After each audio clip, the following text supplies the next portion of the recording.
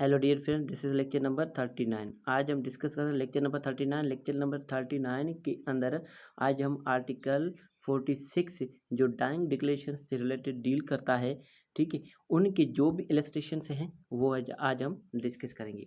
आइए देख लेते हैं इलस्ट्रेशन नंबर ए। इलस्ट्रेशन ए के अंदर दो हमारे पास पहलू हैं। आइए देख लेते हैं, दो हमारे पास ऑप्शन से हैं।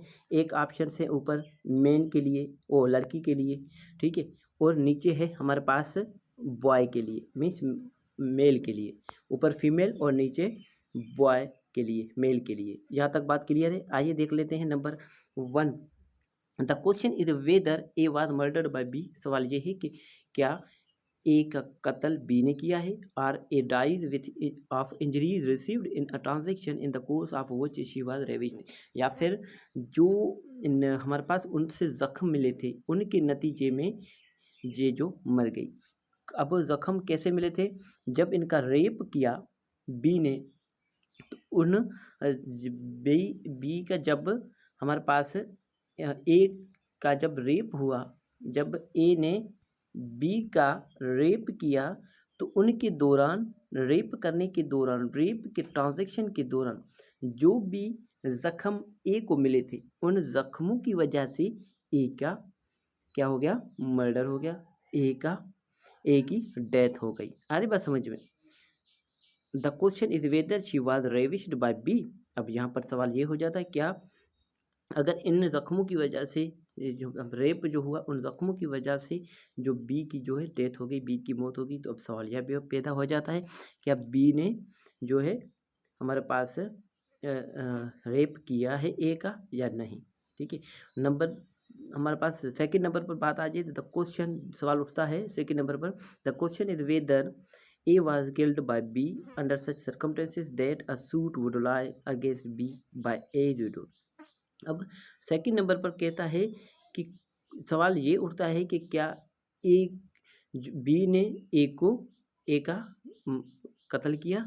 ठीक है, कुछ ऐसे हालातों में कि जो बी का जो हमारे पास बी के खिलाफ ए का जो विडो है, आ रही बस समझ। अब ए क्या हमारे पास एक, अब यहाँ पर एक क्या हो जाए, मेल हो रहा है, लड़का हो रहा है। अब ए की जो विडो है वो उन पर सूट फाइल कर सके। ठीक है, इन हालातों में अब स्टेटमेंट क्या है? अब स्टेटमेंट ये है कि statement made by A as to course of his or her death. अब ये है कि ए ने जो हमारे पास से बयान दिया, ठीक है, as to cause of his or her death. अब ए यहाँ पर ऊपर लड़की की बात हो रही है और नीचे लड़के की बात हो रही है, दोनों की। ठीक है, जो भी उनके बयान होंगे referring respectively to the murder, उनके मर्डर के हवाले से। ठीक है, the rape and actionable wrong under consideration are relevant facts. अब जो रेप हुआ उनसे और जो एक्शनेबल रॉन्ग जो एक शख्स ले सकता है एक बंदे के अगेंस्ट में, वो सब बातें जो है वो रेलिवेंट कहलाएंगी। अब इनके जो बयान हैं जो मरने वालों के, ये रेलिवेंट कहलाएंगे और वो डाइंग डिक्लेरेशन में आ जाएंगे। यहाँ तक बात क्लियर है। उसके बाद हम चलते हैं बी पर। बी बात को होता है the question is whether, the question is as to date of a birth. अब यहाँ पर सवाल ये रहता है कि ए की डेट ऑफ बर्थ क्या है। N entry in the diary of a deceased surgeon regularly keeped in the course of business. अब एक सर्जन है, डॉक्टर है, अपने डायरी में रोज़ाना लिखता है कि उनके पास कितनी डिलीवरी हुई, कितने लोग आए, ठीक है, कितने उनके पास बच्चे पैदा हुए। ठीक है, वो stating that on a given day, एक हमारे पास स्पेसिफिक दिन पर ही अटेंडेड ए मदर। अब ए ने हमारे पास ये सर्जन जो था, ही मीन्स सर्जन। ठीक है, अब ए मदर, अब ए की हम डेट ऑफ बर्थ मालूम कर रहे हैं कि ए की डेट ऑफ बर्थ क्या है। तो अब सर्जन के पास ए की अम्मा ने डिलीवरी करवाई थी, ठीक है, of her son is a relevant fact. एक दिन पर जो इनकी डायरी में लिखा है तो फिर वो रेलिवेंट फैक्ट कहलाएगा। ये डाइंग, अगर इन सूरत में ये जो हमारे पास सर्जन जो है उनकी डेथ हो जाए। यहाँ तक बात क्लियर है। या फिर made in course of business, फिर वो जिंदा हो या फिर मर जाए। द क्वेश्चन इज, तो फिर वो उस सर्जन की क्या होगी? सर वो सर्जन का जो एंट्री है ना, वो business of course, course of business का क्या मतलब होता है? कोर्स ऑफ बिजनेस मीन्स जो रोज़ाना की बुनियाद पर जो आम रूटीन में जो लोग काम करते हैं उसको कहते हैं कोर्स ऑफ बिजनेस। अब नंबर सी पर चले जाते हैं। The question is whether A was in Peshawar on a given day. अब सवाल ये है कि क्या एक स्पेसिफिक दिन पर, एक दिन पर, कोई किसी खास दिन पर क्या ए जो है वो पिशावर में था या नहीं। अब देख लेते हैं स्टेटमेंट अब यहाँ पर ए है, अब ग्रामर के अंदर इस्तेमाल हो रहा है स्टेटमेंट इन द डायरी। अब यहाँ पर वो ए नहीं है जो ऊपर दिया गया है, ठीक है। अब एक आप बात ध्यान रख ले, ये जो ऊपर दे ये ए वो नहीं है, ये सिर्फ इंग्लिश ग्रामर है। Statement in the diary of a disease solicitor, एक जो गुजर चुका है, हमारे पास से वफात कर चुका है सॉलिसिटर, एक वकील, regularly keeped in the course of business, अपने रोज़ के रूटीन में एक मतलब वो रखा करता था, डायरी मेंटेन करता था। That on a given day the solicitor attended E at a place mentioned, कि एक मीटिंग रखी गई थी ए और सॉलिसिटर के दरमियान में, जो कि पेशावर में की गई थी। For the purpose of conferring with him upon specified business is a relevant fact. अब वो हमारे पास जो सॉलिसिटर है वो उसकी तो डेथ हो गई, मगर उसने अपनी डायरी में लिखा था कि मैंने इस स्पेसिफिक दिन पर उस शख्स से ए से मुलाकात की थी पेशावर में। अब वो उनकी जो कोर्स ऑफ बिजनेस है, ठीक, कोर्स ऑफ बिजनेस में जो उन्होंने बात की थी वो क्या है, वो रेलिवेंट कहलाएगी। तो फिर ये आर्टिकल 46(2) कहलाएगा, made in course of business. अब ठीक है, अब यहाँ पर देखिए ए क्या है, ए हमारे पास है डाइंग डिक्लेरेशन, ठीक है। 46(1) when it relates to cause of death. और नंबर बी जो है वो क्या है हमारे पास, आर्टिकल 26(2), अब 2 से रिलेट करता है, made in course of business. C जो है वो भी made in course of business. अब डी पर बात चले जाते हैं हम। डी क्या बात करता है हमारे पास, डी बात करता है the question is whether a ship sailed from Karachi harbour on a given day, ठीक है। अब ये थोड़ा सा आपको इसमें समझना है। अब हार्बर क्या होता है, हार्बर में सी पोर्ट, सारी बात समझे। अब सवाल यहाँ पर क्या बनता है, ये भी हमारे पास made in course of business होता है। The question is whether a ship sailed from Karachi harbour on a given day, ठीक है। अब सवाल ये है हमारे पास डी के अंदर कि क्या एक मखसूस दिन पर कोई हमारे पास शिप जो है वो सेल्ड, वर्ड सेल्ड आ जाता है। सेल्ड क्या है, बहरी सफ़र, एक जगह से दूसरी जगह पर कोई जाना, वो कराची हार्बर से एक दिन पर पहुंचा था हमारे पास या नहीं। A letter written by a deceased member of a merchant's firm by which she was chartered to their correspondents in London, to whom the cargo was consigned, stating that the ship sailed on a given day from Karachi harbour is a relevant fact। अब यहाँ पर एक हमारे पास मर्केंट है firm, एक businessman थी लड़की, ठीक है, एक औरत थी बिजनेसमैन, उनके बुक्स में ये बात लिखी हुई थी उनके डायरी में कि उन्होंने एक स्पेसिफिक दिन पर ये नोट किया है कि उन्होंने वो कराची से एक शिप जो है वो रिसीव की थी, ठीक है, कंसाइन की थी। आ रही बात समझ में। वर्ड कंसाइंड का क्या मतलब है, कंसाइंड मीन्स वसूल, हवाले करना। उन्होंने रिसीव की थी कहाँ से, कराची एयरपोर्ट से, कराची सी पोर्ट से, ठीक है, बंदरगाह से। ये उनका जो है वो उनकी तो डेथ हो भले हो चुकी हो, मगर उनकी जो हमारे पास कोर्स ऑफ बिजनेस है, ठीक है, वो रेलिवेंट कहलाएगा। यहाँ तक बात क्लियर है। ये हो गया डी। डी के बाद चले जाते हैं हम ई पर। ई पर क्या है, the question is whether rent was paid to A for certain land. अब सवाल ये है कि क्या ए को कुछ कोई ज़मीन की जो है उनको किराया दिया गया था या नहीं। A letter from A's deceased agent to A. अब सवाल ये, अब एक लेटर है, ठीक है, एज डिसीज एजेंट, ए का कोई डिसीज एजेंट था, ए का कोई ऐसा एजेंट था जिसकी डेथ हो गई थी, टू ए की तरफ लिखा था, ठीक है, saying that he had received the rent on A's account and held it at A's order is a relevant fact. और अब उसने कहा था कि इसने एक खत लिखा था ए की तरफ कि मैंने आपके अकाउंट पर ये पैसे वसूल कर लिए हैं, ये किराया वसूल कर लिया, तो फिर ये क्या हो जाएगा, ये रेलिवेंट फैक्ट कहलाएगा। और ये किससे रिलेटेड है, ये क्या है हमारे पास आर्टिकल 46(3) से related, against interest of maker. आ रही बात समझ में, यहाँ तक बात क्लियर है।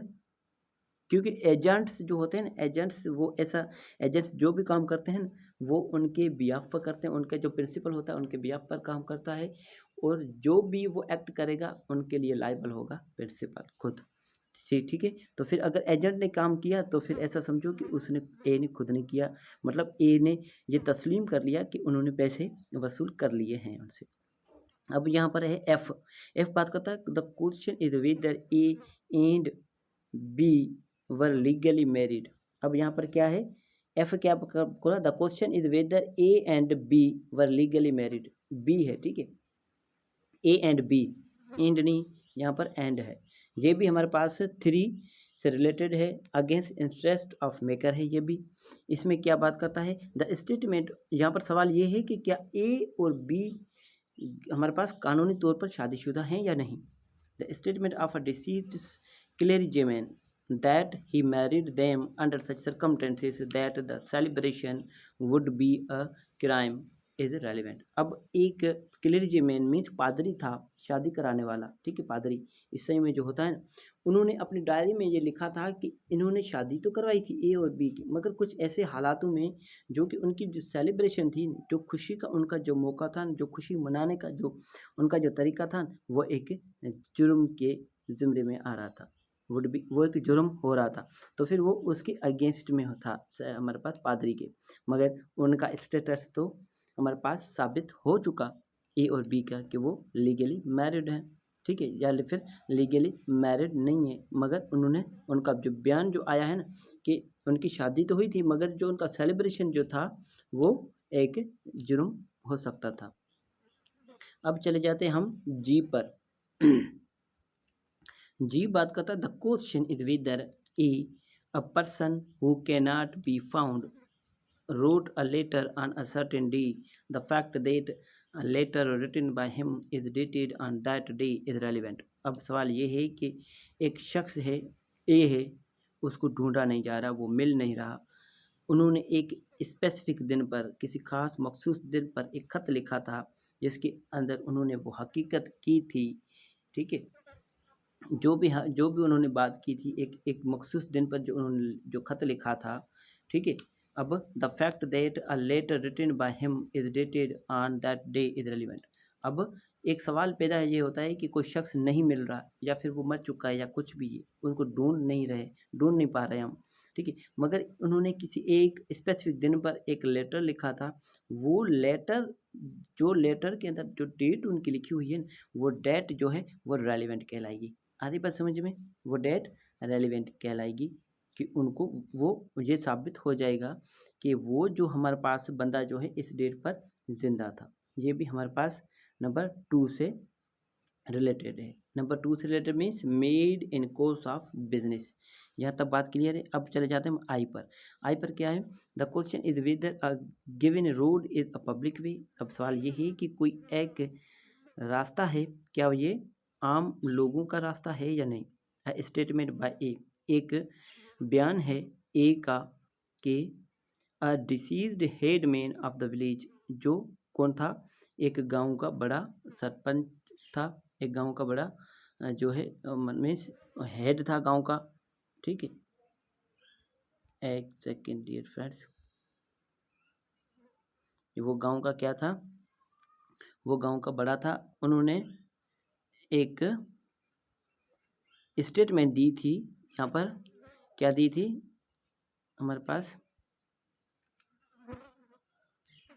एक्सक्यूज मी, क्या हो गया, आई पढ़ रहे थे। The question is whether given road is a public way. सवाल ये है कि कोई एक रास्ता जो है क्या वो आम लोगों का रास्ता है। अब इस स्टेटमेंट बाय ए, एक ए की स्टेटमेंट, एक ए का बयान है। A deceased headman of the village, गांव का बड़ा जो था, गांव का जो हेड था, उनकी जो जिसकी डेथ हो चुकी है, the that the road was public. उन्होंने ये बयान दिया था कि रोड जो है वो पब्लिक है, आम लोगों के लिए, इज अ रेलिवेंट फैक्ट, वो क्या कहलाएगा, वो रेलिवेंट फैक्ट कहलाएगा। यहाँ तक बात क्लियर है, बिल्कुल आसान है। ठीक है, अब ये किससे रिलेटेड है, ये हमारे पास है किससे रिलेटेड है, इसमें देखना पड़ेगा ये हमारे पास किस, the question is whether a given road is a public. ठीक है, ये हमारे पास है अगेंस्ट द इंटरेस्ट। ठीक है, शर्त ये है कि उसकी हमारे पास इंटरेस्ट नहीं होनी चाहिए। ये भी हमारे पास किसका कहलाया, gives opinion as to public right, ये पब्लिक राइट्स के ओपिनियन के बारे में बात करता है। उसके बाद चले जाते हैं आई के बाद जे। जे क्या बात करता है, the question is what was the price of grain on a certain day in a particular market. अब सवाल ये है कि एक अनाज की कीमत एक मखसूस दिन पर मार्केट में क्या थी।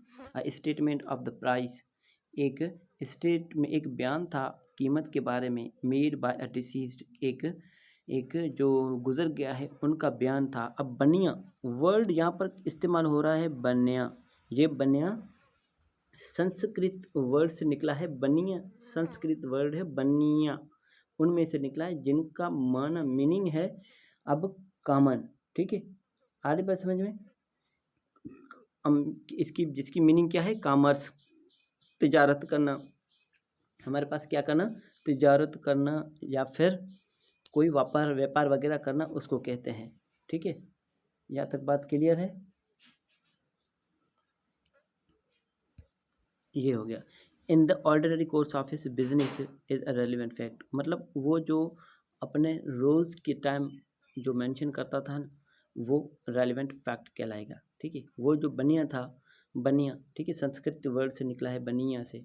ठीक है, जो एक ट्रेड्समैन था, ठीक है, एक व्यापार था, उनका व्यापार जो एक बिजनेस, फॉर एग्जांपल यहाँ पर हमारे पास कुछ भी ये जैसे कि एक्सचेंज मार्केट है, मार्केट एक्सचेंज है, या फिर कुछ भी है जो रोज़ाना कीमत बढ़ाती रहती है, कम करती रहती है। अगर ऐसी मार्केट नामी गिरामी, अगर ऐसा कोई इदारा एक दिन पर एक अनाज के, फॉर एग्जांपल हमारे पास वीट है, गंदम है, उनकी प्राइस फिक्स कर दे कि आज इस गंदम की इतनी प्राइस है, तो फिर वो रेलिवेंट फैक्ट कहलाएगी। आगे बात समझिए, जे के बाद के पर चले जाते हैं। The question is whether A who is dead was the father of B. अब के अंदर ये है कि जो whether A who is dead was the father of B, कि ए की जो डेथ हो गई है, क्या वो बी हमारे पास बी का फादर था। ठीक है, अब ये क्या है, हमारे पास ये 5 से रिलेटेड करता है, आर्टिकल 26(5) से। और हमारे पास के जे किससे रिलेटेड करता था, made in course of business 2 से रिलेटेड करता था, 46(2) से। और ये के जो है वो 46(5) से रिलेट करता है, एग्जिस्टेंस ऑफ रिलेशनशिप्स के बारे में। आइए देख लेते हैं हम इसके बारे में। The statement by A that A was his son is a relevant fact, एक स्टेटमेंट थी ए की कि बी जो है उसका बेटा है, ये हमारे पास रेलिवेंट फैक्ट कहलाएगा। आगे बात समझ में, ठीक है, ये relates to existence of relationship, एक रिलेशनशिप की एग्जिस्टेंसी के बारे में डील करता है। आइए देख लेते हैं हम एल। एल का क्या बात करता है, द क्वेश्चन इज, एल यहाँ पर देख लें, एल हमने के पढ़ लिया, अब पढ़ेंगे एल। एल बात करता है the question is what was the date of birth of A. अब यहाँ पर सवाल है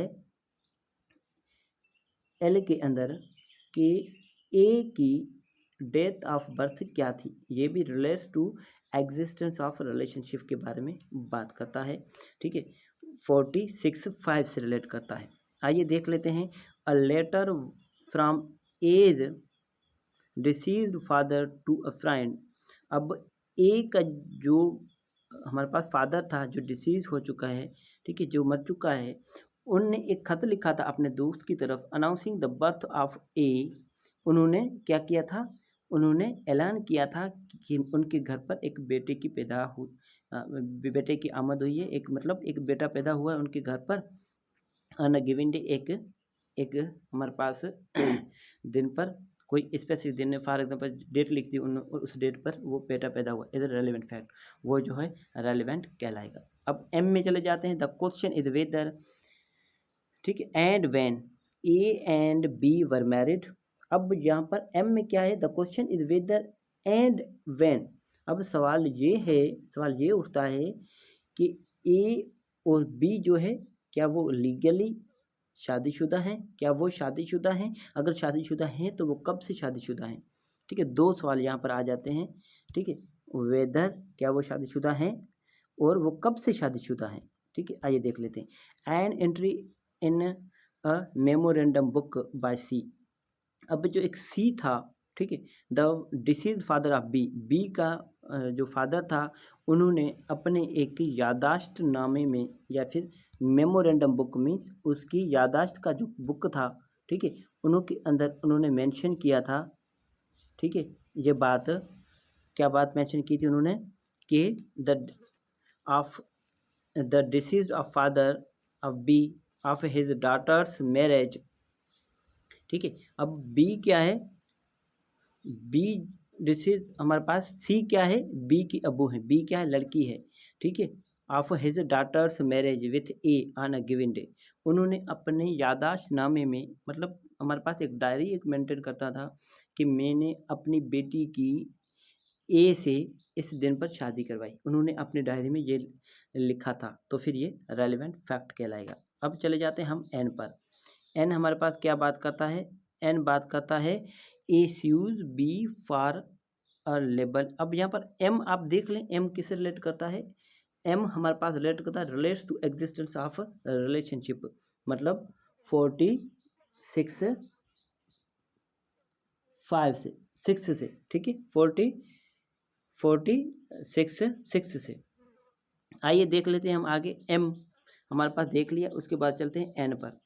एन क्या बात करता है, एस्यूज B for a label expressed in a painted caricature exposed in a shop window। अब ए जो है बी पर एक सूट फाइल करता है कि उन्होंने एक हमारे पास क्या, एक हमारे पास इल्ज़ाम लगाया है, एक लेबल लगाया है, उनको बदनाम करने के लिए एक ऐसा खाका बनाया है, उनका मजाक उड़ाया है, और ऐसा उन्होंने कोई कार्टून वगैरह उनका बना के उन्होंने उनकी दुकान पर, बी ने अपने दुकान पर जो है वो चिपका दिया है। ठीक है, वो ए ने सूट बी पर फाइल किया है। द क्वेश्चन इज, अब सवाल यहाँ पर ये उठता है, is as to similarity of the caricature and its libellous character. अब यहाँ पर सवाल ये उठता है कि उनकी सिमिलरिटी देखी जाएगी जो कैरिकेचर है। अब वर्ड कैरिकेचर क्या है, मीन्स ऐसा खाका बनाना किसी का जिसके अंदर किसी शख्स का मजाक उड़े। ठीक है, किसी शख्स का मजाक, किसी शख्स का मजाक बन जाए। ठीक है, libellous character. The remarks of a crowd of spectators on these points may be proved. अब क्या है, the question is as to the similarity of the caricature and its libellous. अब ए ने बी पर ये सूट फाइल किया है कि आपने मेरा ही कार्टून बनाकर अपने दुकान की शॉप, अपने दुकान की दरी पर, विंडो पर लगा लिया है। अब सवाल ये है कि जो उनकी सिमिलरिटी है ना, वो देखी जाएगी उनके कैरेक्टर की, उनका किरदार की, उन पर जो इल्ज़ाम लगाया है बी पर ए ने, वो देखा जाएगा। अब वहाँ पर ये सवाल ये है कि the remarks on a crowd.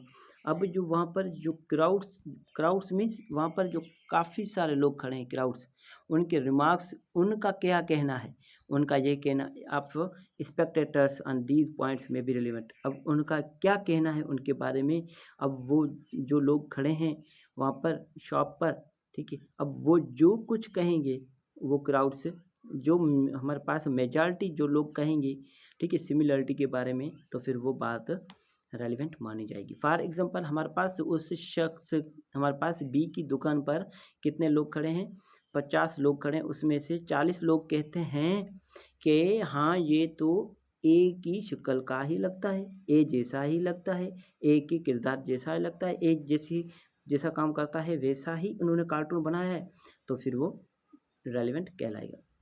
अगर उनमें से, अगर 50 में से 40 ये कहते नहीं ये तो ए जैसा तो दिखता ही नहीं है, ठीक है, तो फिर वो भी रेलिवेंट फैक्ट कहलाएंगे। यहाँ तक बात क्लियर है। उसके बाद हम आर्टिकल 47 डिस्कस करेंगे। डियर फ्रेंड्स, मैं कोशिश करता हूँ कि आपको हर एक पॉइंट्स मैं आपको समझा दूँ, मगर कुछ ऐसे हालात हो जाते हैं जिनके अंदर कुछ चीज़ें मिस हो जाती हैं। ठीक है, तैयारी तो अच्छी होती है मगर फिर भी मिस हो जाते हैं।